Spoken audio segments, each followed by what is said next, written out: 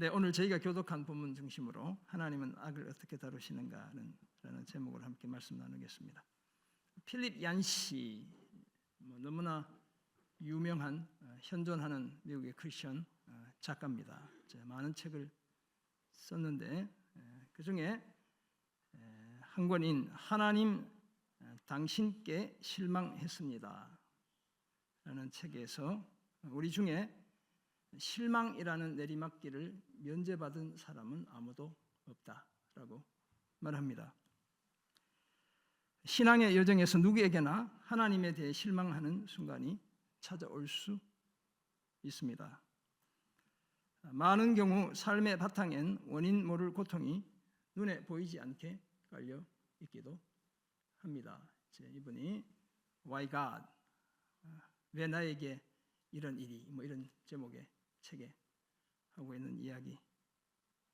이분이 왜 이런 책을 많이 썼는가? 제가 이번에 설교 준비하면서 이제 이분의 생을 보았더니 아빠가 돌이 채되기 전에 폴리오 바이러스, 그러니까 소아마비 바이러스에 걸려서 아프리카 선교사 가려고 파송을 받아놓고 기다리고 있었는데 가지도 못하고 죽어버린 거예요. 그러니까 어린 날들 아빠랑 제대로 이렇게 교감 없이 자랐던 자신의 삶이 그래서 이분이 이런 여러 가지 책들, 하나님 은혜가 사라졌어요, 이런 책들도 쓰시고 여러 책들을 아마 쓰게 되었구나 이런 생각하게 되었어요.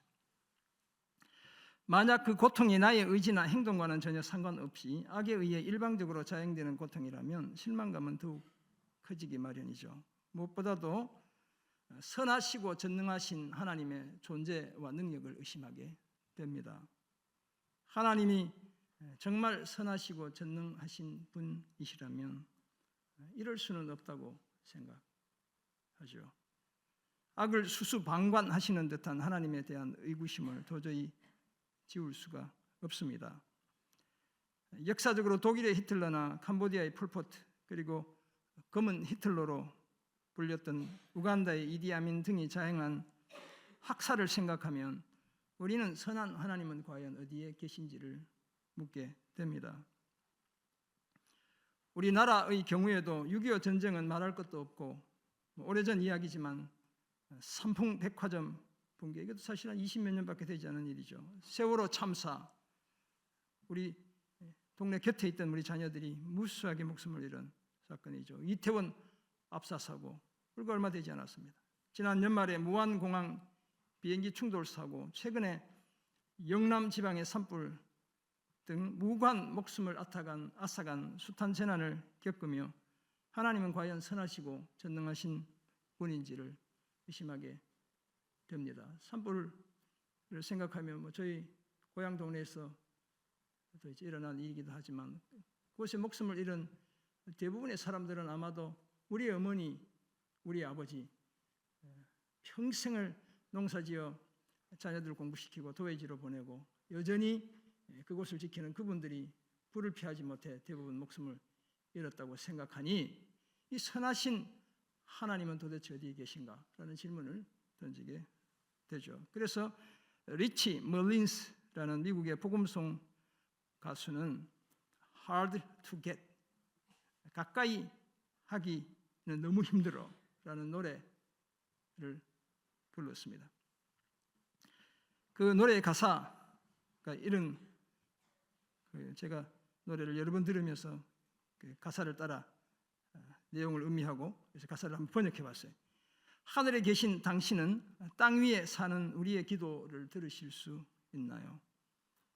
사랑하는 사람들에 의해 남겨질 것을 두려워하는 우리, 상처로 마음이 굳어진 우리, 당신은 여기 아래서 살던 때를 기억하시나요? 우리 모두가 근근히 살아가며 일용할 양식을 구할 믿음을 얻으려는 이곳, 우리를 잊어버렸나요? 당신이 하늘로 떠나시고는. 하지만 나는 당신이 하신 모든 말을 기억해요. 지금 나는 움츠러 들어있고 겨우 숨을 쉬며 살아요. 당신은 위에 계시고 가까이 하기 너무 힘들어요. 버거운 삶의 형편 속에서도 믿음을 잃지 않으려는 성도의 몸부림이 이 노래의 가사 속에 담겨 있죠. 실제 이 리치 멀린스는 이런 노래를 부르기도 했지만 41살의 나이에 공연하러 가다가 교통사고로 목숨을 잃고 말기도 했어요. 오늘 본문 하박국 1장 12절부터 2장 1절에서 선지자 하박국은 악이 득세하는 현실 속에서도 여호와를 나의 하나님, 나의 거룩한 이로 부르며 만세 전부터 계시기에 우리가 사망에 이르지 않는다고 고백했습니다. 하지만 눈이 정결하셔서 악과 패역을 참아보지 못하시는 하나님이 거짓된 자들을 방관하시며 의인이 악인에 의해 삼켜져도 잠잠하신 것에 대한 의구심을 숨기지 않았습니다. 저들이 계속해서 나라들을 무자비하게 멸망시키는 그것이 과연 옳은 일인지를 물어야만 했습니다. 하나님께 실망했다는 자신의 본심을 숨기지 않았습니다.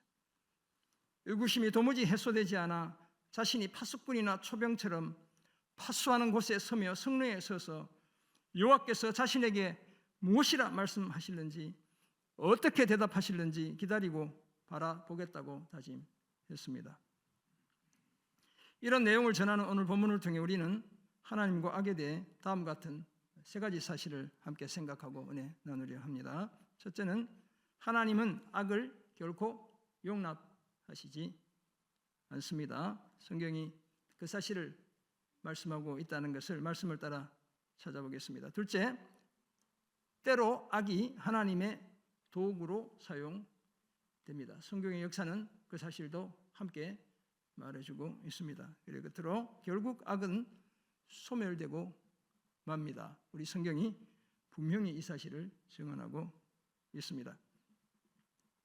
오늘 본문은 선지자 하박국이 던지는 두 번째 질문입니다. 하박국은 1장 2절부터 4절에서 첫 번째 질문을 던졌고, 그리고 하나님의 대답이 5절부터 오늘 본문이 시작되기 직전인 11절까지 이어졌죠. 그리고 1장 12절에서 2장 1절까지가 바로 두 번째 질문이 되겠습니다. 그래서 2장 1절까지 오늘 같이 묶어서 설교를 하는 겁니다. 왜 두 번째 질문을 던져야 했을까요? 첫 번째 질문에 대한 하나님의 대답이 심판이 불가피하다는 것이었죠. 그 대답에 만족하지 못했기 때문이었습니다. 선지자는 의인이 핍박을 당하고 악인이 득세하는 세상을 여전히 이해할 수 없었습니다. 그래서 이번엔 반드시 속 시원한 대답을 하나님으로부터 받아낼 요량이었습니다. 이런 선지자의 질문에 대한 하나님의 대답은 오늘 말고 다음 주도 말고 그 다음 주 한 주 더 지나 3주 뒤에, 왜냐하면 종료주일, 부활주일 제가 거기 절기설교를 해야 돼서 그때 두 번에 나누어서 하나님의 대답이 어떤 것인지를 같이 말씀을 따라 생각해 보겠습니다. 오늘은 우선 하나님이 악을 어떻게 다루시는지를 말씀을 중심으로 생각하며 은혜 나누겠습니다. 그래서 3주, 4주 차에 할 거니까 그럼 어떻게 해야 될까요? 우리는 그 말씀을 들으려면 교회를 계속 오고 있어야 되는 겁니다. 놀러 가지 말고. 하나님과 악에 관한 첫 번째 사실로 하나님은 악을 결코 용납하시지 않습니다. 이 무슨 소리 이렇게 생각하실 텐데 끝까지 오늘 주목해서 들으면 제가 뭘 얘기하려는지를 이해하실 거예요. 본문 12절에서 하박국은 자신의 두 번째 질문을 시작하며 하나님이 어떤 분이며 하나님의 백성들은 어떤 존재인지를 분명히 고백했습니다. 먼저 선지자는 여호와를 나의 하나님, 나의 거룩한 이로 부르며 주께서는 만세 전부터 계셨다고 말했습니다. 그러니까 영원 전부터 계셨다 이렇게 고백하는데, 히브리어로 보면 아도나이 엘로헤이 카도시 이렇게 되어 있어요. 여호와여, 당신은 나의 하나님이시고 나의 거룩하신 분입니다. 당신은 영원 전부터 계신 분입니다. 이렇게 고백하는 거예요. 이런 하나님을 믿는 하나님의 백성들은 사망에 이르지 않습니다. 멸망하지 않는다, 죽지 않는다라고 말하고 있죠. 여호와께서 자기 백성을 소멸하는 그런 일은 결코 일어나지 않기를 바랬습니다. 다만 여호와 주께서 심판하기 위해 그들 곧 대적들을 갈대아의 군대들을 두셨고 반석이신 여호와 주께서 경계하기 위해 고쳐주시기 위해 그들을 세우셨다고 말하고 있습니다. 이처럼 선지자의 고백에서 알 수 있듯이 여호와는 거룩하신 분입니다. 따라서 악이 그 곁에 얼씬거릴 수 없죠. 이어지는 13절은 그 사실을 더 분명히 합니다. 선지자는 설상가상의 상황에 대해 여호와께 하소연하는 중에도 다시 여호와 하나님이 어떤 분인지를 고백합니다. 주께서는 눈이 정결하심으로 악과 폐역은 잘못된 행동을 가리킵니다. 폐역을 참아보지 못하신다고 고백하죠. 물론 오늘 현실은 하나님이 악을 수수방관하시는 것처럼 보이기도 합니다. 심할 경우 하나님이 악을 조장하시는 것처럼 느껴지기도 하죠. 그러나 선지자는 그런 불만을 제기하기 전에 먼저 하나님이 어떤 분인지를 분명히 고백했습니다. 잠시 악이 득세한 것처럼 보이지만 하나님은 악을 결코 용납하시지 않는 분이라고 고백한 것이죠. 그래서 그런 하나님께 어찌하여 거짓된 자들을 방관하시며 악인이 자기보다 의로운 사람을 삼키는데도 잠잠하시냐며 불만을 토로해 냈습니다. 사실 무엇이든 다 할 수 있는 우리 하나님이 본성적으로 할 수 없는 것이 죄를 짓고 악을 행하는 것입니다. 시편 15편 11편 5절에 따르면 여호와는 의인을 감찰하시고 악인과 폭력을 좋아하는 자를 마음에 미워하시죠. 악인에게 그물을 던지시고 불과 유황과 태우는 바람이 그들의 잔에 소득이 되게 하십니다.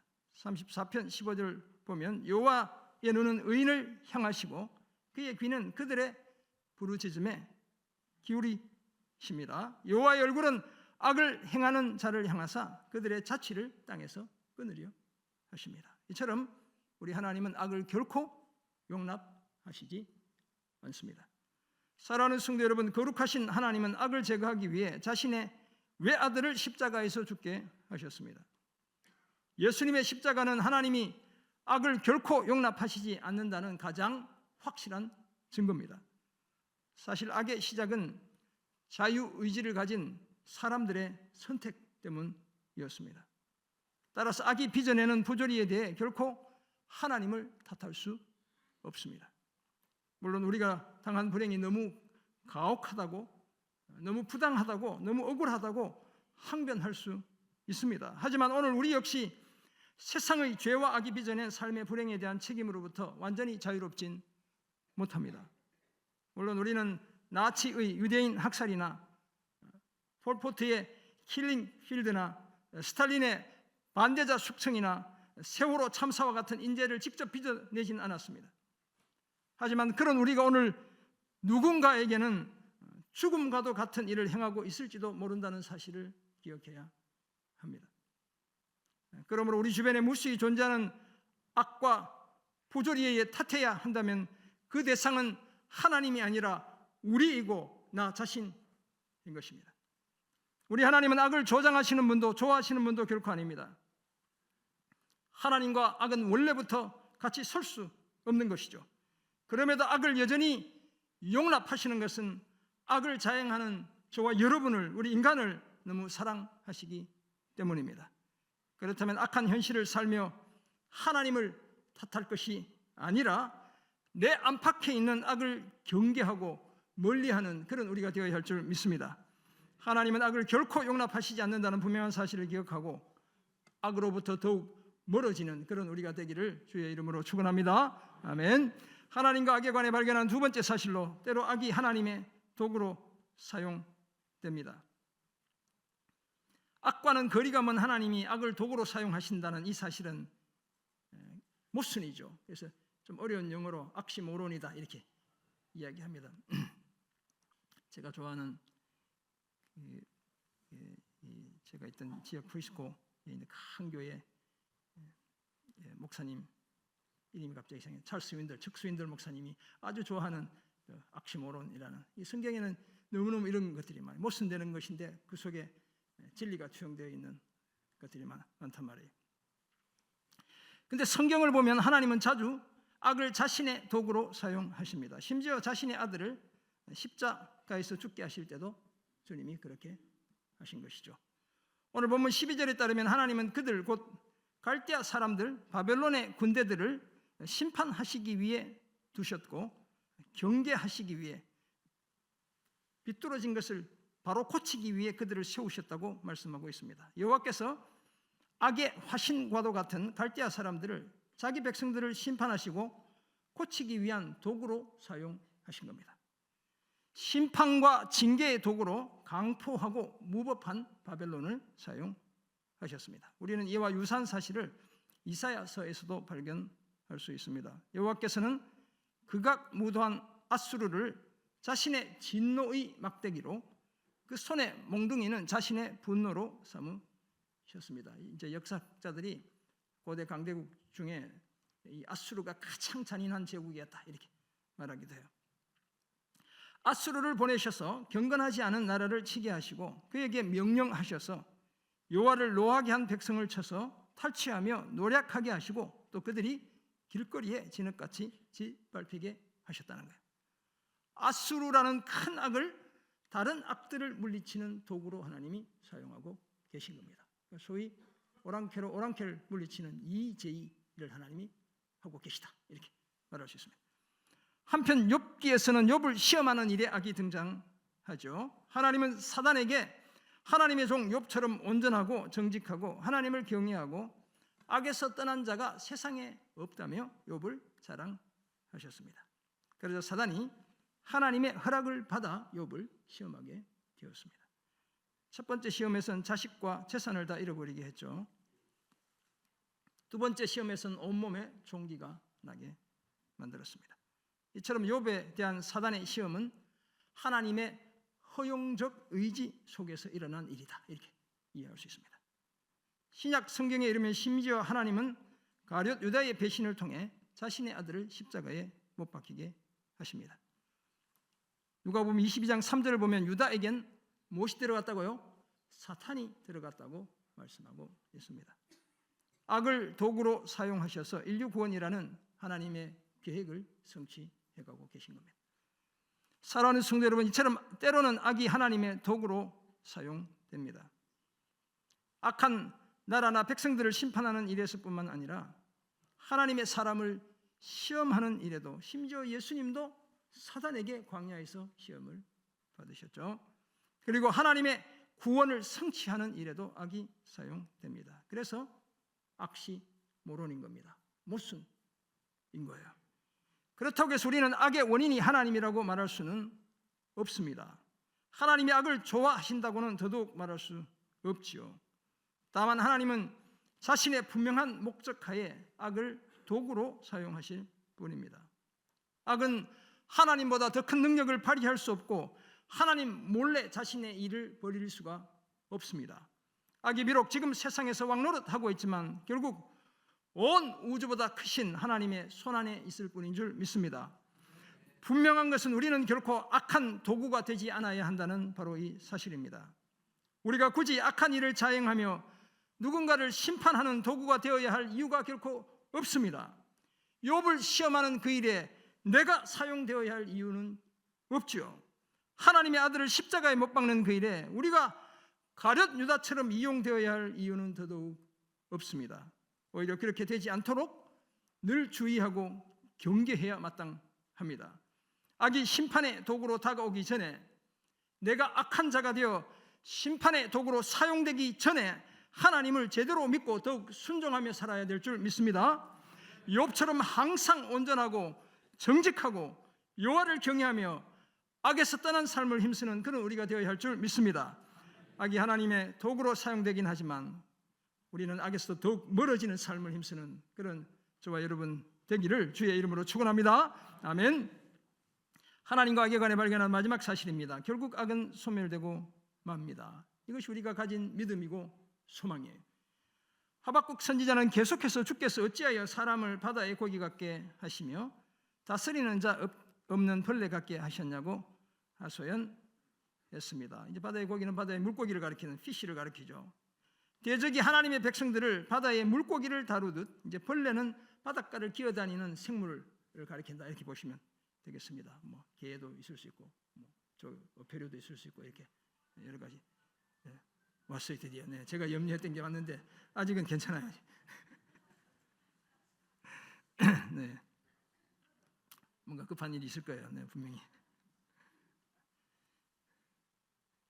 그렇게 물고기 다루듯 바다의 해양의 생물을 다루듯 함부로 대하시는데 또 왜 그렇게 가만 계시냐고 묻고 있습니다.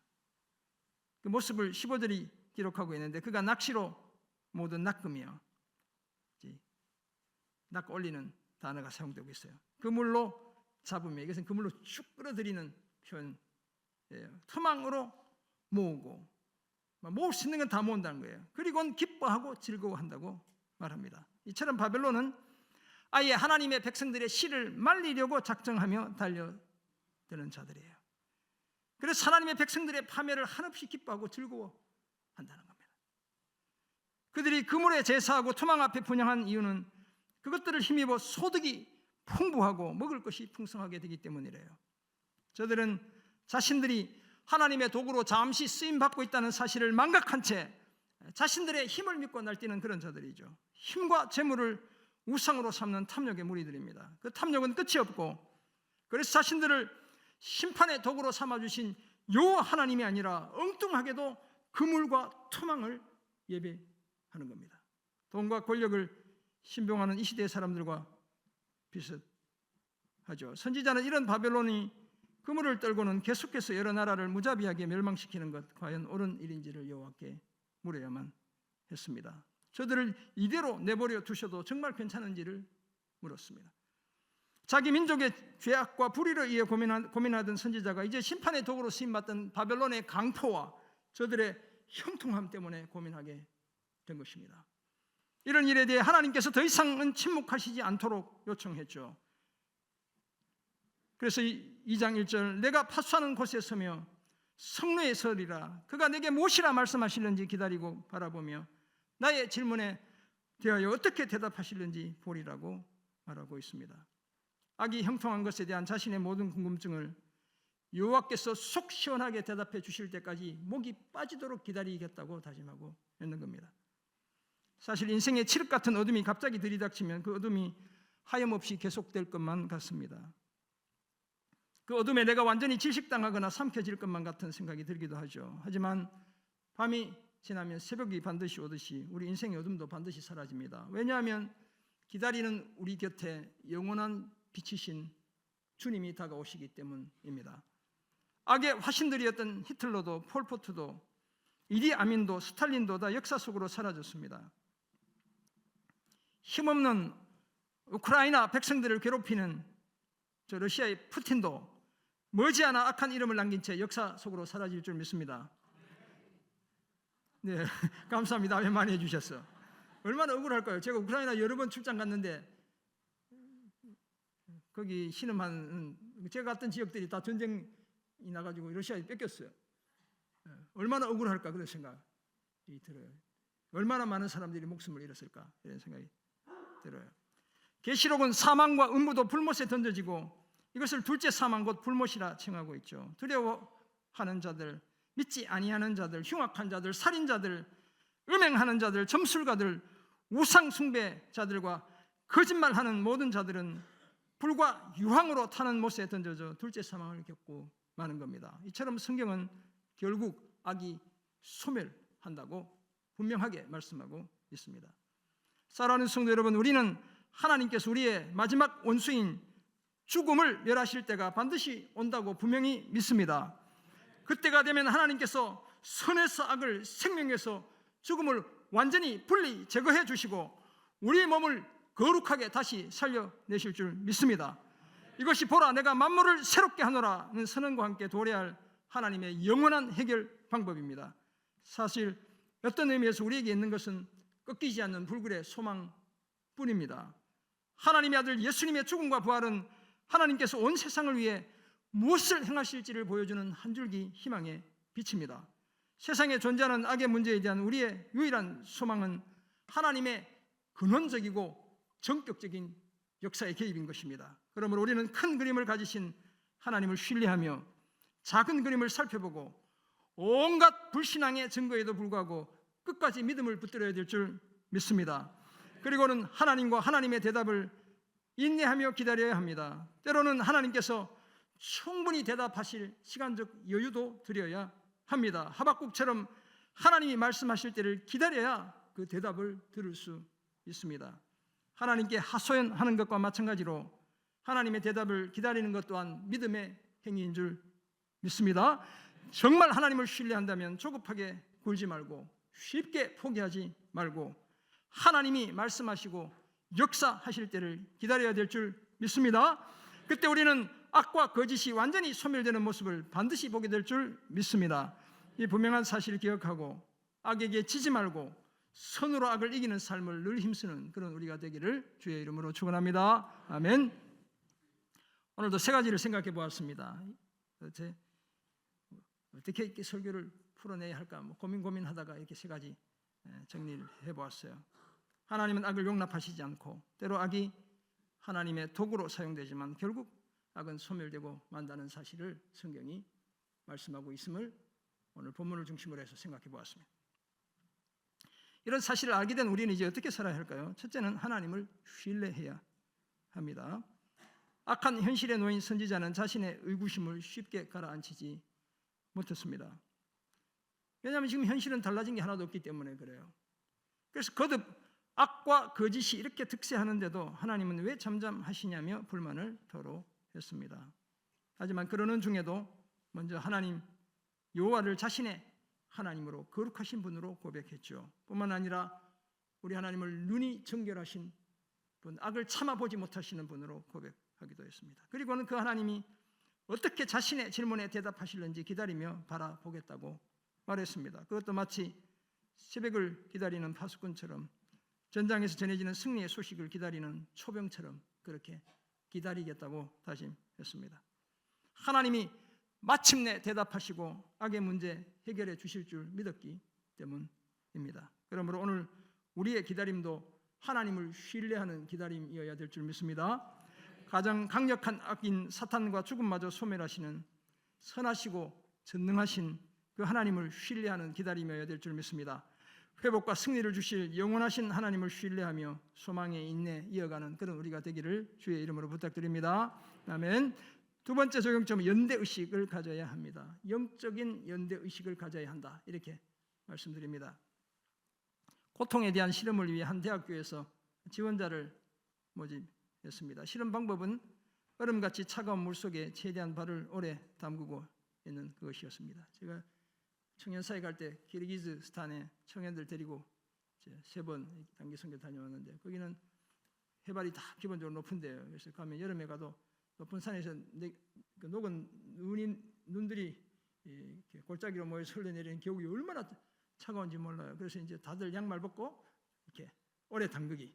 저는 한 3, 4초 튀어나와야 되고, 근데 닭띠 청년들은 오래 견디더라고.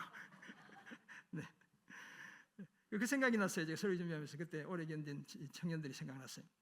그러니까 그런 실험을 한 거예요. 찬물에 누가 오래 견디나. 실험 결과 친구와 함께 있는 사람이 혼자 있는 사람보다 2배 가까이 더 오래 버텼다는 거예요. 그래서 연구원은 자기에게 관심과 사랑을 보이는 사람이 곁에 있으면 2배의 고통을 견딜 수 있다. 이렇게 결론을 내게 되었습니다. 고통과 죽음을 부정하는 문화는 오히려 고통을 견디는 능력을 약화시킵니다. 치유의 적이라고 알려진 스트레스, 죄의식, 분노, 불안, 고독을 효과적으로 제거할 수 있는 방법 중 하나가 동정과 관심을 보이는 마음이 따뜻한 주변 사람들인 거예요. 그럼 우리는 할 수 있는 대로 고통당하는 사람을 도와 당신은 결코 혼자가 아니라는 메시지를 선명하게 전해줄 수 있어야 합니다. 그래야 구조적인 악이 빚어낸 고통을 함께 견디며 새로운 모습으로 같이 빚어져 갈 수 있습니다. 고통당하는 자들을 결코 외면하지 않고 우리 주님처럼 연대의식을 가지고 그들 곁에 머무는 그런 우리가 되기를 주의 이름으로 부탁드립니다. 아멘. 나태주 시인의 시집 너무 잘 하려고 애쓰지 마라. 제가 코로나 시기 때 한번 소개해드린 시인데요. 그 시집 중에 보면 그럼에도 불구하고 라는 시가 실려 있습니다. 그 내용이 이래요. 지금 사람들, 제가 이 시를 다시 보면서 그때나 지금이나 뭐 달라진 게 별로 없구나. 우리 인생이 거기가 그 이유구나 이런 생각이 들었어요.